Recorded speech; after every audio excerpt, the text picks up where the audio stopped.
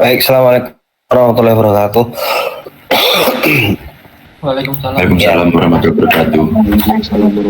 Selamat pagi, mohon maaf ya saya belum bisa masuk kelas ternyata karena pagi ini masih sedikit flu dan demam dan batuk. Saya khawatir nanti malah menular. Jadi pagi ini tetap kita akan kelas meskipun daring ya. Saya harapkan tetap bisa maksimal sehingga materi-materi yang kemudian kita diskusikan bisa kita diskusikan dengan baik. Seperti biasa nanti kelompok yang presentasi silahkan mempresentasikan hasil diskusinya, kemudian ditanggapi berupa pertanyaan maupun tanggapan. Jika ada hal yang perlu kita diskusikan jika masih ada waktu nanti. Baik, silakan langsung saja untuk memaksimalkan waktu kelompok 4 ya. Iya Pak, kelompok 4 Pak. Tinggi, Habib sama Iqmal. Oke. Assalamualaikum warahmatullahi wabarakatuh. Kami dari kelompok 4 yang beranggotakan saya Iqmal Ferry Ilmiawan dan teman saya Anggi Kurnia Marta. Saya Habib Al-Aziz Solikin akan menjelaskan tentang membaca kritis untuk menulis karya ilmiah. Oke.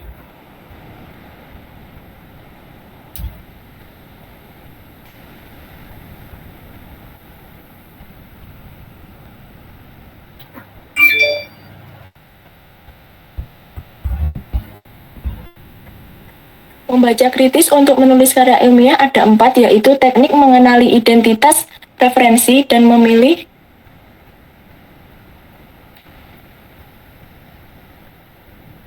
bahan tulisan. Baik, langsung saja untuk yang pertama, membaca kritis untuk menulis karya ilmiah. Membaca kritis merupakan kegiatan membaca untuk mendapatkan informasi yang relevan dan diperlukan untuk tulisan yang akan dikembangkan. Dalam membaca suatu karya ilmiah, perlu diperhatikan beberapa hal seperti tesis atau pernyataan masalah yang ada dalam karya ilmiah. Konsep-konsep penting yang ada di dalamnya, kutipan-kutipan atau referensi yang digunakan, dan lain sebagainya.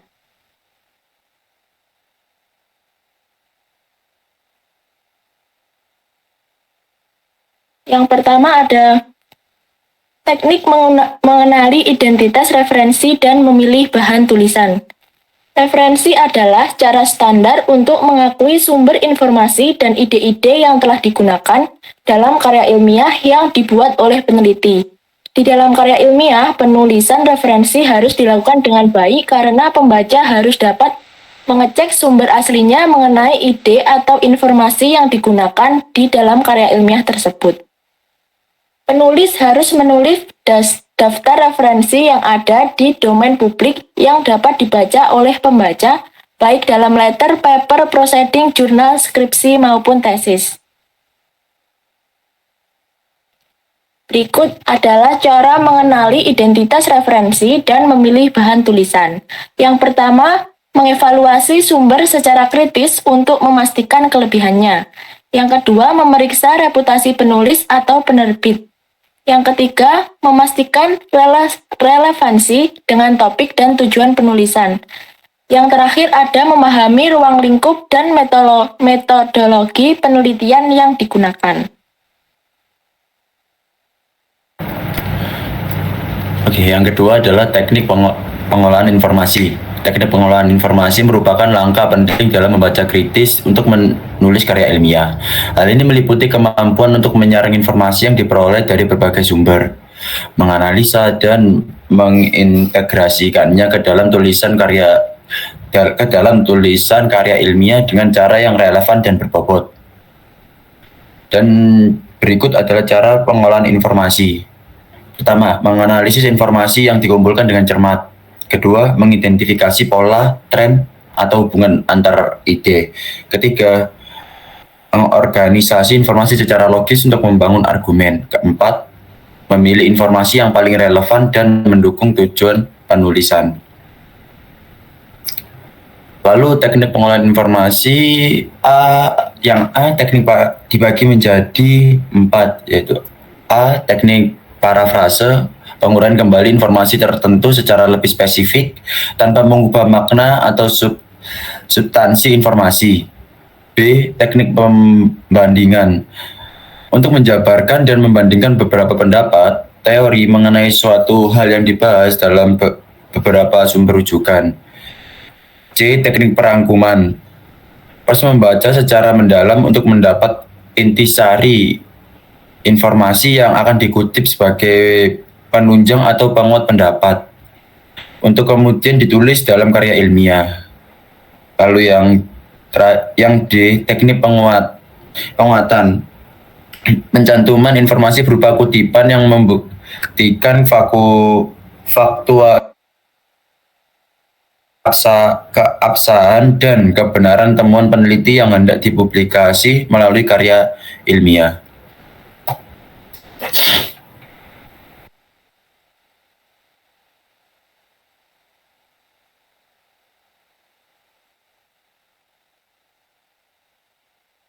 Selanjutnya adalah teknik menulis kutipan. Dalam penulisan karya ilmiah, teknik menulis kutipan memegang peran penting. Hal ini meliputi kemampuan untuk mengutip sumber referensi dengan benar, menggunakan gaya penulisan yang sesuai, dan menyajikan kutipan dengan konteks yang tepat untuk mendukung argumen yang disampaikan, dengan cara sebagai berikut. 1. Merujuk langsung pada sumber asli dan akurasi yang tepat. 2. Menggunakan kutipan untuk mendukung argumen atau pendapat.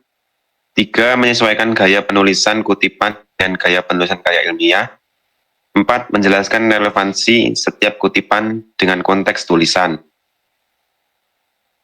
Selanjutnya, ada teknik menulis kutipan. Yang pertama, kutipan tidak langsung. Penulis mengambil ide orang lain, kemudian merangkainya dengan kalimat. Hal ini berarti penulis tidak menulis sama persis dengan kalimat asli yang dikutip. Yang kedua ada kutipan langsung. Menulis ulang ide orang lain sesuai dengan aslinya. Hal ini berarti penulis langsung menggunakan teknik copy lalu paste tanpa mengubah kalimat aslinya. Dan selanjutnya ada teknik menulis daftar rujukan. Teknik menulis daftar rujukan meliputi kemampuan untuk menyusun daftar referensi dengan format yang sesuai, mencakup sumber yang digunakan dalam penulisan, dan memastikan keakuratan informasi yang disajikan.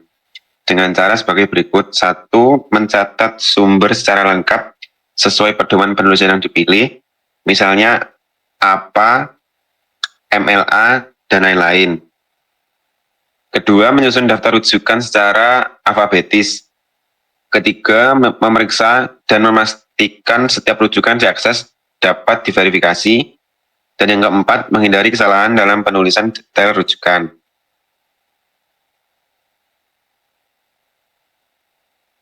Oke, mungkin cukup presentasi dari kami, dan kami buka sesi tanya jawab. Mana kelompok 4? Halo? Iya, Pak. Banyak ini yang perlu didiskusikan, di materinya mungkin kurang begitu lengkap ya. Kaitan dengan referensi, kutipan, rujukan, kemudian banyak ini yang bisa kita diskusikan ya. Oke, silakan pada Kak Hasan Yusuf, apakah ada yang mau ditanyakan? Permisi, mau tanya soal di bagian slide yang rujukan tadi tentang format penulisan rujukan yang teknik MLA dan teknik KPA. Itu dari kelompok kalian ada satu contoh nggak? Sama kalau di ranah universitas kayak kita ini cocoknya itu menggunakan teknik apa? Terima kasih. Silakan Saudara Lukas kalau ada yang mau ditanyakan. Baik, terima kasih atas kesempatannya. Izin bertanya, saya Lukas dari kelompok berapa? Kelompok 3. Izin bertanya mengenai pada slide kutipan ya. Itu kan tertulis di sana menulis kutipan itu memegang peranan penting. Kira-kira itu mengapa ya kutipan itu penting? Terus kira-kira manfaatnya itu untuk apa? Mungkin itu saja dari saya. Sekian dan terima kasih. Oke, silakan Saudara Vanu. Apa yang ingin ditanyakan?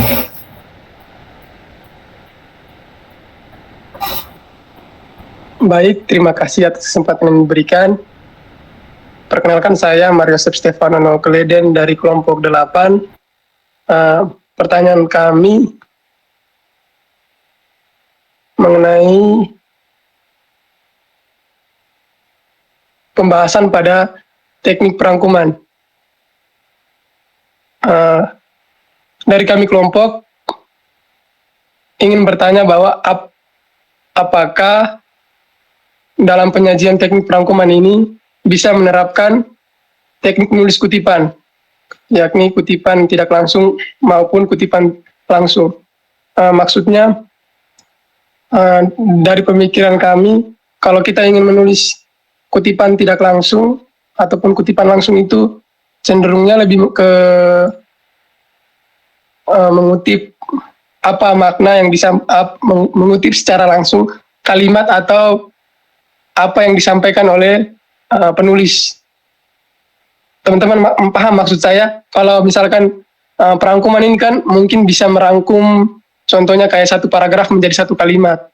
Jadi intinya pertanyaan kami itu kepada teman-teman kelompok, apakah dalam penyajian teknik perangkuman ini bisa menerapkan teknik menulis kutipan tidak langsung maupun kutipan langsung? Terima kasih. Oke, silakan Saudara Sialomita untuk pertanyaannya. Oke, baik, terima kasih atas kesempatannya. Saya Syalomita Herawati dari kelompok 2 izin bertanya. Di teknik pengolahan informasi itu kan ada 4 teknik. Dalam menulis karya ilmiah, apakah kita menggunakan semua teknik itu atau hanya menggunakan satu bahkan beberapa saja? Dan cara kita menentukan teknik yang untuk dipakai dalam menulis karya ilmiah itu kayak gimana ya? Ada ada caranya atau kita menggunakannya sesuai yang kita mau saja? Terima kasih. Permisi izin menjawab pertanyaan dari Mas Lukas yang mengapa kutipan itu penting dan manfaatnya. Jadi kita kan menulis karya itu kan pasti ada, kita mengambil tulisan atau karya orang lain. Nah, itu kenapa kutipan itu dicantumkan? Ya gunanya untuk supaya menghindari plagiasi, dan karena memang plagiasi itu kan ada aturannya, jadi kita menghindari itu, makanya ditulis kutipannya. Terima kasih.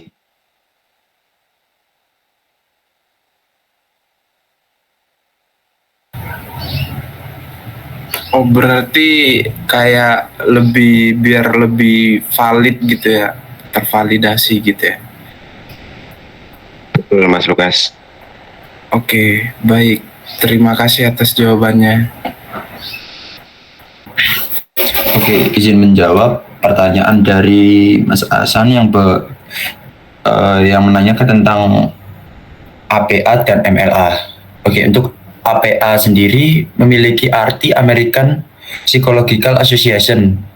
Ini digunakan jika panjang kalimat yang dikutip tidak lebih dari 40 kata. Lalu MLA memiliki arti Modern Language Association. Ini digunakan jika panjang kalimat yang dikutip tidak lebih dari 4 baris. Lalu bagaimana cara penggunaan APA? Yang pertama, daftar pustaka diurutkan alfabetis berdasarkan nama belakang penulis atau judul apabila tidak ada penulis. Yang kedua, nama depan penulis ditulis dengan inisial. Lalu yang ketiga, apabila ada penulis sama dalam daftar pustaka ditulis berurutan dari tahun terbitnya. Lalu untuk cara penulisan daftar pustaka dengan gaya MLA, yaitu yang pertama, nama penulis ditulis lengkap dengan nama belakang ditulis di depan. Yang kedua, tahun terbit diletakkan pada bagian akhir. Lalu yang ketiga, kutipan pada halaman cukup dengan menulis kata akhir dan nomor kutipan. Baik, selanjutnya saya akan menjawab pertanyaan dari kelompok 8, yaitu apakah dalam teknik perangkuman dapat untuk menulis kutipan langsung maupun tidak langsung? Jawabannya iya, bisa. Dalam teknik perangkuman, kita dapat menulis kutipan, baik itu kutipan langsung maupun tidak langsung. Kutipan langsung melibatkan menulis ulang ide orang lain sesuai dengan aslinya, sementara kutipan tidak langsung melibatkan mengambil ide orang lain dan merangkainya dengan kalimat sendiri. Namun, perlu diingat juga bahwa dalam menulis kutipan kita harus menyantumkan sumber kutipan secara lengkap pada daftar pustaka. Kutipan dapat digunakan untuk memperkuat argumen dalam tulisan dan dapat dijadikan sebagai landasan teori, penjelasan suatu uraian, atau sebagai bukti untuk menunjang sebuah argumen tersebut.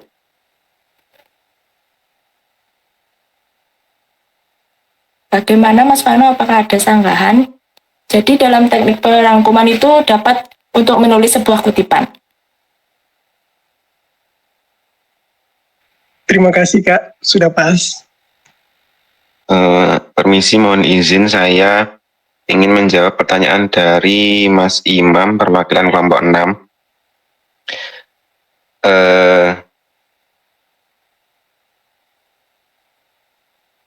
Pertanyaannya, apa perbedaan membaca kritis dan membaca biasa? Jadi kalau membaca kritis itu ada beberapa aspek yang dikejar, seperti menginterpretasi, menganalisis, mengorganisasi, menilai, dan menerapkan. Jadi perbedaannya, ya memang benar kita dari membaca kritis dan membaca biasa itu sama-sama mendapat informasi. Tapi di membaca kritis ini kita ada sedikit beberapa aspek tambahan dan hal-hal lain yang lebih dari sekedar membaca biasa. Sekian, terima kasih. Ada sanggahan Mas Imam? Oke, sudah cukup menjawab ya. Terima kasih Mas Habib. Gimana, masih ada yang bertanya atau menanggapi berkaitan dengan membaca kritis untuk menulis ilmiah ya? Yang sudah bertanya tadi teknisnya saya Imam Wahid ya, terus Shalomita, Lukas, sama Stefano ya, betul ya? Ya Pak, betul Pak. 1, 2, 3, 4, 5, baru 5 orang yang bertanya. Banyak sebetulnya yang bisa kita diskusikan karena materi kelompok 4 ini nanti mohon dilengkapi ya, kelompok 4 ya. Masih secara umum saja, tapi belum ada semacam contoh konkret dan teknik bagaimana menulis contoh bagaimana kutipan itu ya. Kalau ini kan tekniknya ada beberapa ya, berkaitan dengan teknik menulis kutipan dan referensi ya, dan juga kita juga bisa menggunakan aplikasi yang sudah ada kan sekarang. Kita diwajibkan ketika nanti menulis artikel itu menggunakan aplikasi untuk kutipan dan referensi ya, karena itu akan bertaut atau kemudian terhubung dengan referensi online. Jadi dia akan mensitasi pendapat teori yang ada di dalam tulisan kita yang kita gunakan dan kita ambil dari pendapat orang lain. Namanya sitasi itu kan berarti kan penggunaan kunjungan. Kalau referensi itu kan acuan. Jadi ditanyakan mengapa kemudian kita mengacu ya, setiap temuan, setiap penelitian yang kita lakukan itu tidak terlepas dari penelitian sudah ada, bahwa meskipun begini, saya sering membaca ya bahwa penelitian ini belum pernah dilakukan dan sebagainya.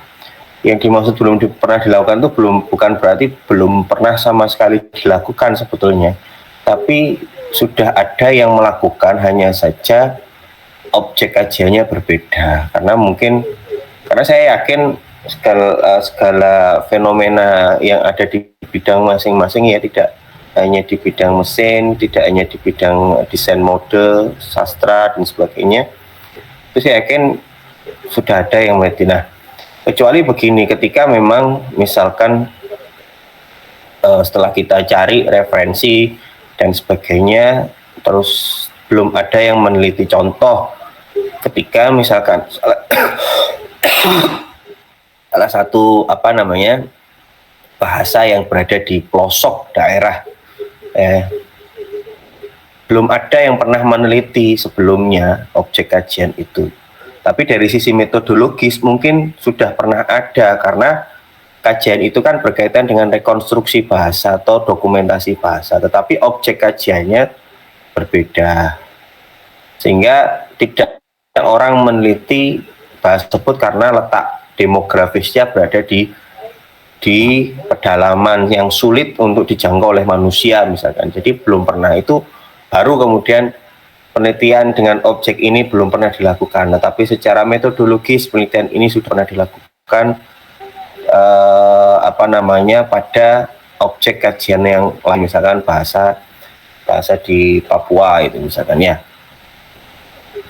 Nah, apa bedanya kritis dan kemudian membaca biasa? Sebetulnya bukan membaca biasa ya, tahapan bagaimana kemudian kita menangkap informasi yang tersebar dari berbagai media itu maksudnya bukan media cetak, media itu bisa dari lisan, tulisan, kemudian bisa dari WA, bisa dari sebagainya. Itu bagaimana kemudian kita memperlakukan informasi tersebut, ya kan? Misalkan siapa ya yang saya jadikan contoh, Stefano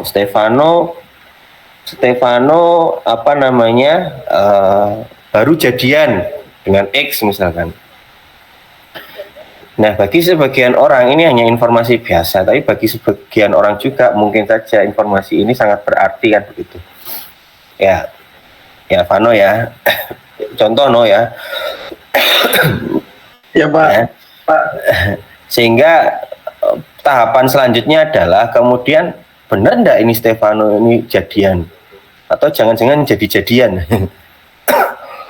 Enggak, ya artinya proses itulah yang kemudian namanya validasi, ya, sehingga informasi yang awal kita terima, data yang kemudian kita kumpulkan dalam sebuah penelitian itu harus divalidasi. Ada yang mengistilahkan sahih atau tidak sahih, ya, artinya data itu valid atau tidak valid, sehingga perlu ada pembuktian melalui proses analisis yang disitulah yang dinamakan kritis.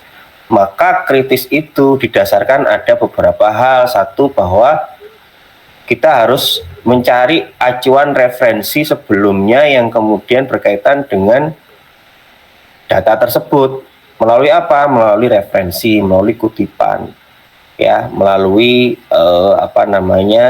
perbandingan, ya, dan sebagainya, melalui dengan perangkuman dan sebagainya, teknik-tekniknya itu. Ya, untuk memparafrase itu salah satu teknik bagaimana kemudian kita terhindar dari plagiasi. Tapi bukan berarti parafrase itu kita tidak mencantumkan sumber ketika itu berkaitan dengan teori atau acuan data penelitian misalkan. Ya.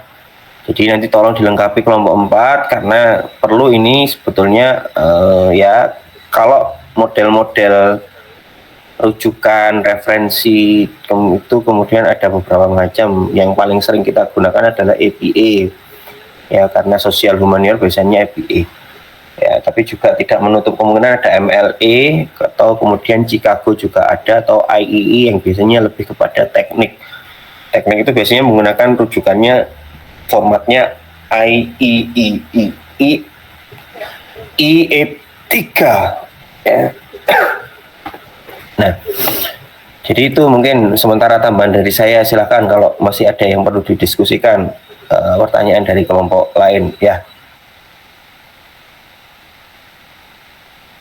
Baik, Pak. Silakan kelompok memandu diskusinya. Oke, izin menjawab pertanyaan dari Kak Salomita tentang apakah semua teknik penulisan itu digunakan. Jawabannya, dalam teknik membaca kritis semua teknik yang ada dapat digunakan, namun tidak harus semuanya digunakan dalam satu kali membaca. Beberapa teknik yang dapat digunakan dalam membaca kritis antara lain memahami judul teks bacaan, mengetahui tujuan membaca, menganalisis bacaan, menganalisis teks, mensintesis, menilai teks, dan pemahaman kreatif. Penggunaan teknik menulis dalam karya tulis ilmiah sangatlah penting. Karya tulis ilmiah memiliki tujuan untuk penyampaian informasi secara jelas, terstruktur, dan persuasif kepada pembaca. Penggunaan teknik menulis yang dapat meningkatkan efektivitas komunikasi dan memastikan bahwa pesan peneliti atau gagasan disampaikan dengan baik. Oke. Apakah ada sanggahan atau tambahan dari yang lain? Tidak, terima kasih sudah jelas. Terima kasih atas jawabannya. Apakah ada yang ingin bertanya lagi? Jika tidak ada, akan kami akhiri sesi tanya jawab ini. Sepertinya tidak ada ya. Kita lanjut saja minggu depan di kelas ya. Mudah-mudahan saya juga sudah siap sehingga bisa lebih lebih menyeluruh lagi penjelasannya. Nanti akan saya coba karena ini ada aplikasi, saya biasanya pakai Zotero, teman-teman mungkin ada yang pakai Mendeley dan sebagainya, dan juga penerapan berkaitan dengan proses kemarin kan berkaitan dengan logika dan sebagainya, dan juga penulisan kita lanjutkan di dalam kelas minggu depan insya Allah ya. Terima kasih kelompok ini, tolong dilengkapi ya, nanti dikirim lagi ya kelompok untuk menambah nilai ya. Kelompok 4 ya, Anggi, Habib, Iqmal ya, karena masih banyak yang bisa diekspor ya untuk materi ini ya. Terima kasih, silakan diakhiri.